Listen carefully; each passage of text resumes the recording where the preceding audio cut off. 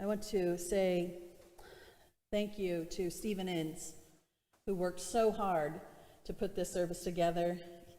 All of the work was done by Stephen Inns, including writing the scripts and coordinating the participants. So thank you, Stephen, for using your talents and abilities to craft something deeply moving and beautiful.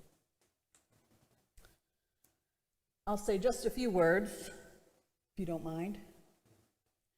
A few days ago, I was deep in conversation with my 8-year-old daughter, talking about Holy Week. We talked about the days of the week and what they were called and why they were meaningful. When I told her that this day is called Holy Thursday or Maundy Thursday, she chimed in that she preferred Holy Thursday over Maundy Thursday. She said Monday Thursday. And I said, well, it's actually called Maundy Thursday. To which she replied, no, I just told you I like Holy Thursday better.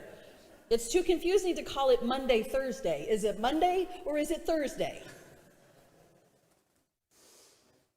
The pastor in me took over in that moment, and I said, actually, it's pronounced Maundy, not Monday.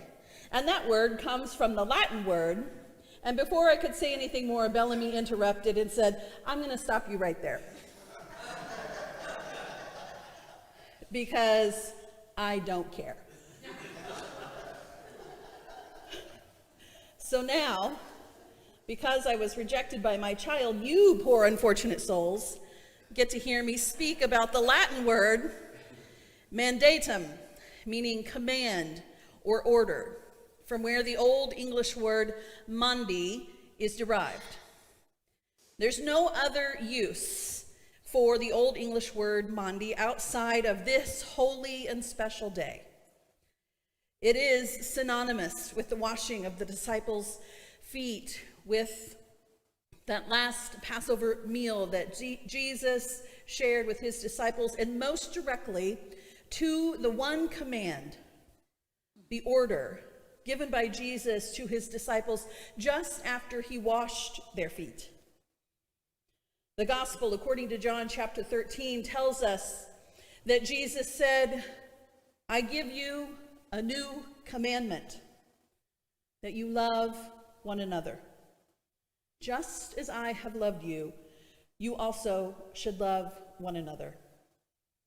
By this, everyone will know that you are my disciples, if you have love for one another.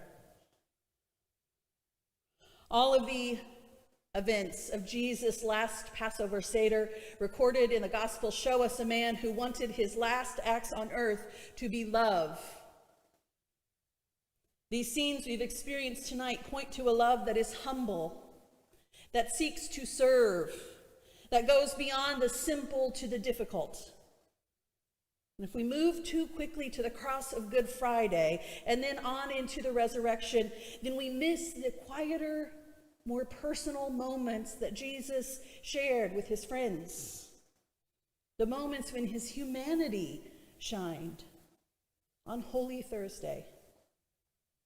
And we miss altogether the table that invites us back to Christ and the command to love. Tonight on this Holy Thursday, we gather to remember that day that Christ gathered with his disciples in that room, the day that he took the towel and washed their feet, the day that he gave us a holy feast by which to remember him.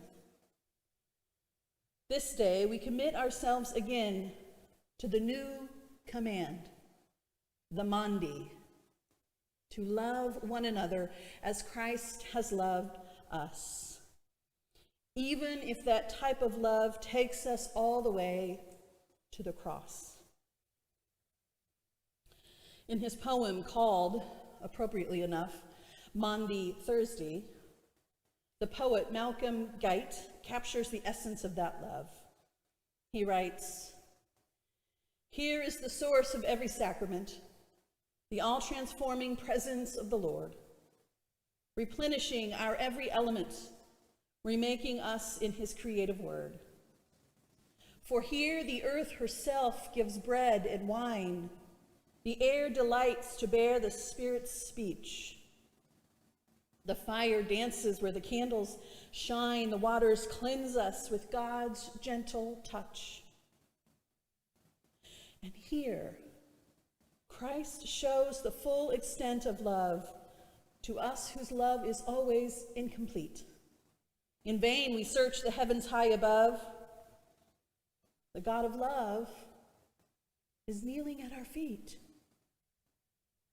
Though we betray Christ, though it is the night, God meets us here and loves us into light.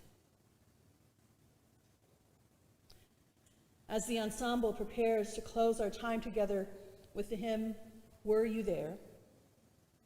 you are invited to consider what the command of Jesus to love one another is calling you toward.